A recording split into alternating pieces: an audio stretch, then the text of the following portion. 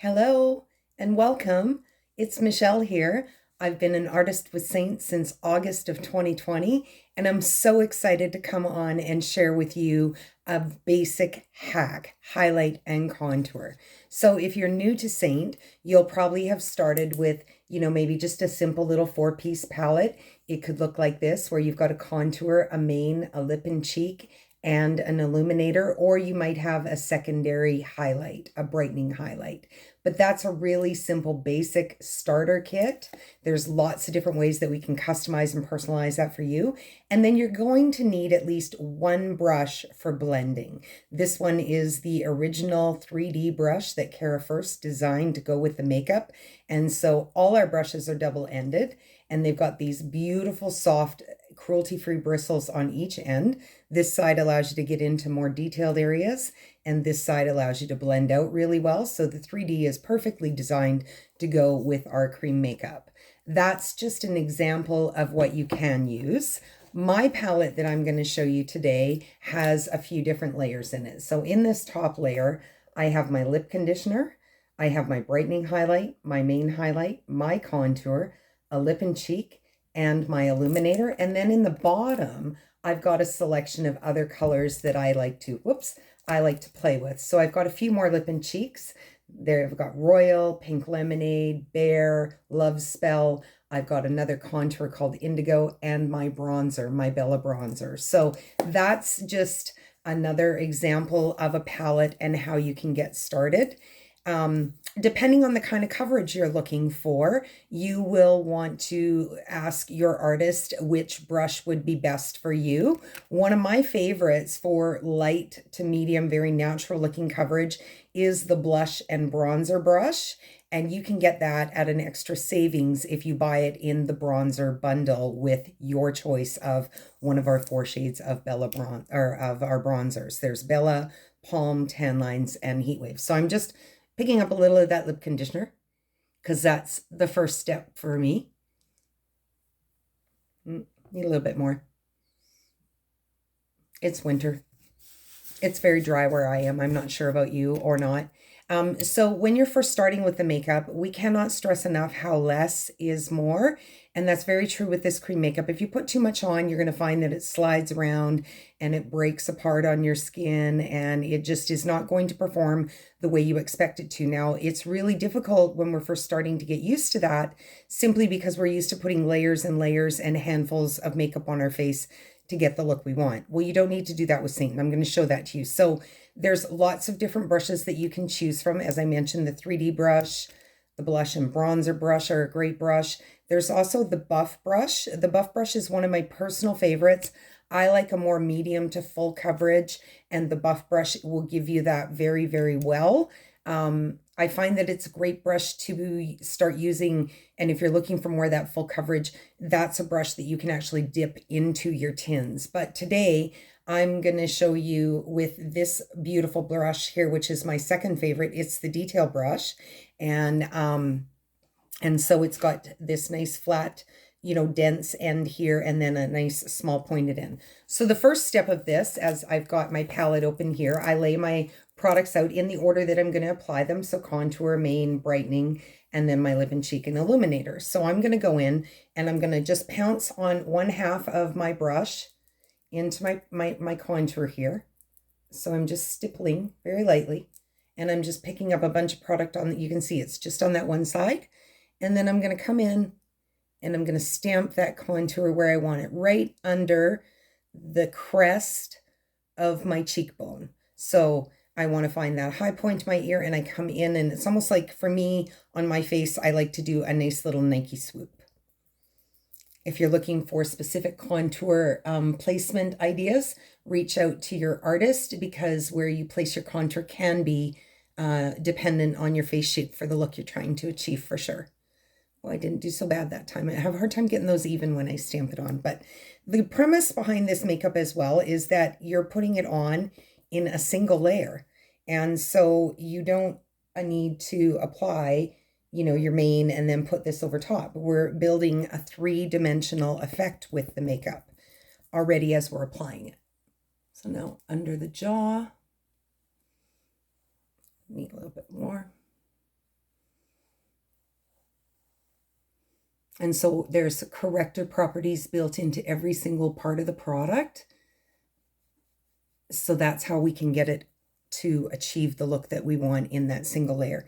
Now, this is the tricky part. I'm going to use my finger and I'm just going to come under my lip for a little bit of extra contour. And then my nose. I'm going to take and flip this brush around and I'm just going to pick up a little bit on the smaller point of this. And where you can see your sort of shadow is where you want to fall. If you put your lines closer together, you'll make your nose more narrow. If you spread them out, you can widen your nose. So you can see a bit of that natural contour for me. So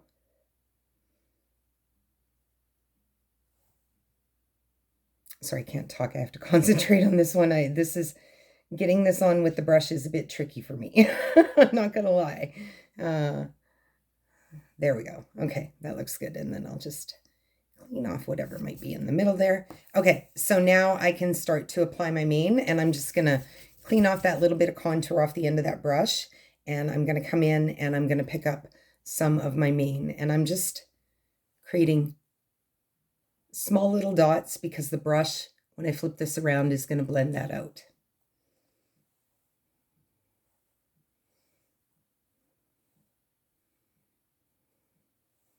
So if I come in close, you can see I don't have product everywhere. I'm just creating these little dots.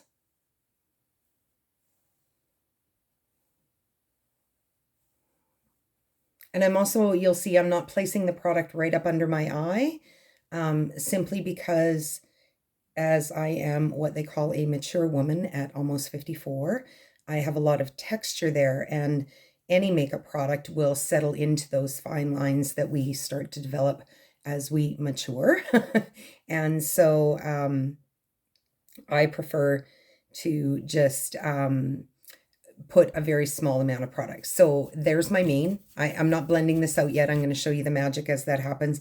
Now I'm going to come in again with that small brush, and I'm just going to create, I'm using a secondary highlight. It's hard to see because I'm so fair. And then just pick up a little bit with my finger, come down in between there. And then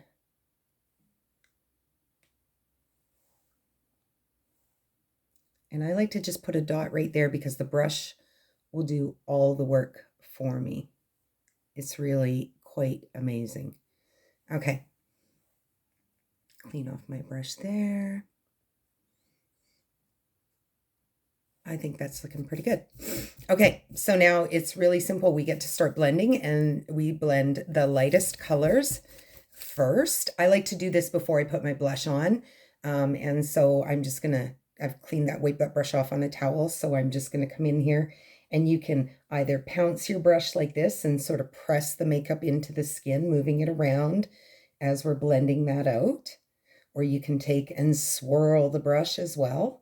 There's no right or wrong or hard and fast way in which you have to do the makeup. We just, there's so many different artists out there on Instagram and YouTube for you to follow and get tips and pointers from as well. And we all seem to have a favorite brush, and we all seem to have a slightly different way of applying the makeup. And I actually really love that because it's like it's your face, it's your rules. So that's pretty cool to me. I think that's just, sort of super cool. So as I'm sweeping this brush around, you can see I'm getting really good full coverage of the discolorations and distractions that I have on my face. And yet I don't feel like I have any product on my face really at all. And that's the most impressive part about the 3D cream makeup. And it's 3D makeup because, our face is not one-dimensional, and our makeup shouldn't be either. And typically when, with traditional makeup, we're either having to put layer after layer on to achieve this look. And that's just not necessary with Saint N. That's one of my, most favorite things about it. I just feel somehow like I need a little bit more contour there. Yeah, that's better. Okay. So I'm blended. You can see as well, my color does give me a real bit of brightness in the center of my face, but I'm going to show you the magic of bronzer as well and stuff. But I do have a little bit of a glow going on from my my contour. So I'm going to pick up my lip and cheek. The one that I have in here is called Frenchie. It's a really favorite color of mine, being a strawberry blonde redhead. It just looks so super sweet, and I can use it on my cheeks and my lips.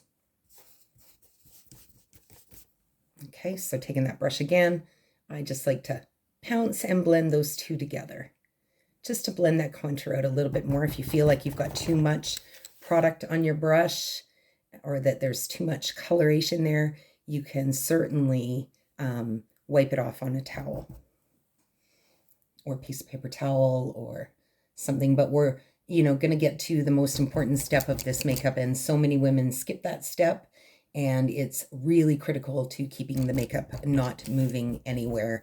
And we're going to get to that. Okay, so I've got my my contour, my brightener, my blush, lip and cheek. Now we're going to go into that illuminator. This one here is rose gold.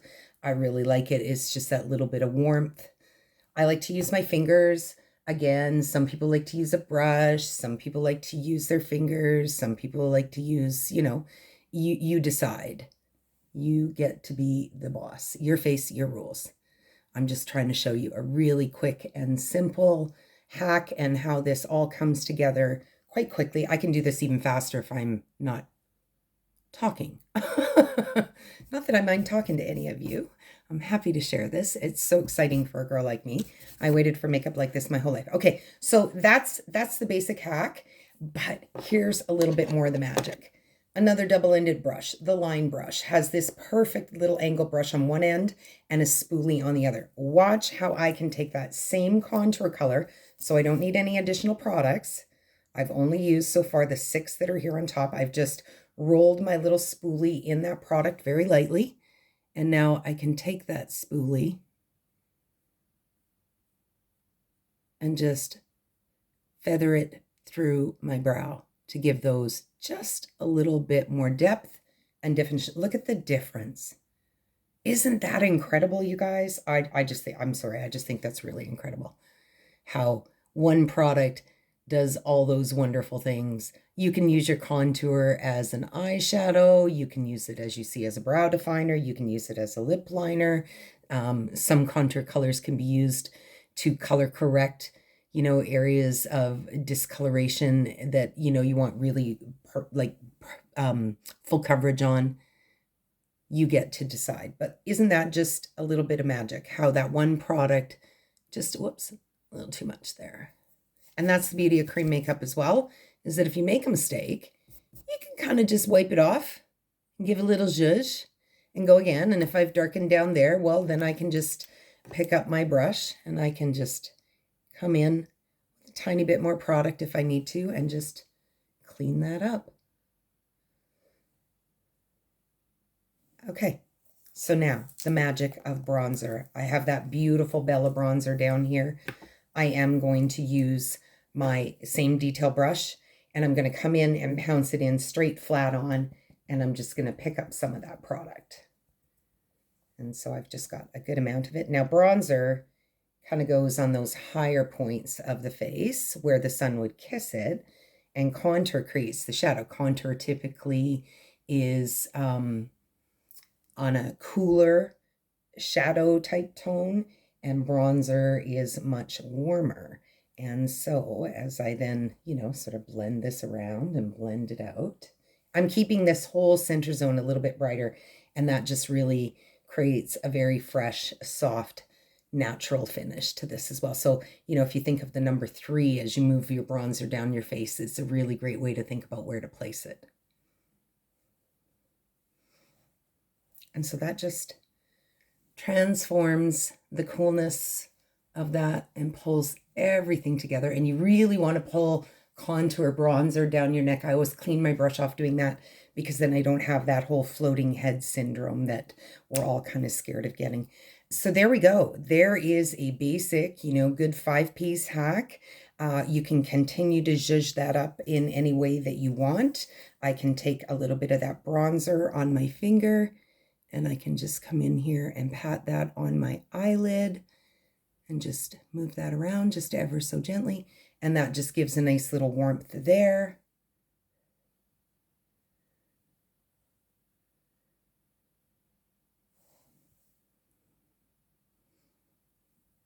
just a really beautiful, soft, and natural look. You get to decide. I'm so happy that you could join me. The final step of this, take your Perfector sponge that you've bloomed underwater, wrung out inside a towel so it just feels cold to the touch, it's not wet, and we're going to press that on our face. You can pounce it really fast. I love this part. I just feel like it's a great little, feels like it's a little massage. But what this does is it lifts off any excess, and it does the final sort of lock of the beeswax. And the beeswax that is based in our makeup is what makes this both sort of waterproof and sweat-proof. Now, I am a woman who is nearly 54, and I have my own personal tropical moments, and I don't find that I'm really sweating the makeup off, but you can see that there's a bit of a cast on that Perfector sponge. So there was just ever so slightly too much product, and that too much product is going to cause this to slip and slide or pool in those tiny little creases under your eyes or around your eyes, wherever you have texture, and this stops that from happening. So I haven't taken away any of the coverage that I've got, but I've just refined this enough that now it truly does look like it's my skin. And I don't feel like I have anything on there, like my skin is not sticky in any way. The final step for me, I have dry skin, so I don't tend to set my makeup with powder.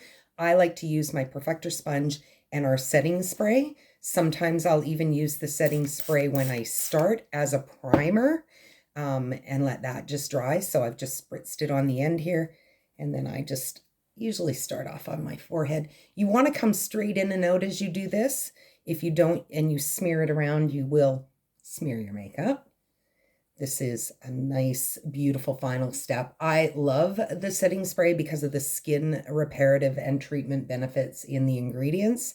It contains hyaluronic acid, green tea extract, niacinamide, all these wonderful things that keep your pores nice and tight, that keep your skin nice and firm, that assist in that gentle, natural exfoliation and sloughing of those dead skin cells that are what settle in and help accentuate fine lines and wrinkles. I've got them, but this makeup makes me look like I don't have any, and I absolutely love that part. So there it is, ladies. I hope that was helpful and informative.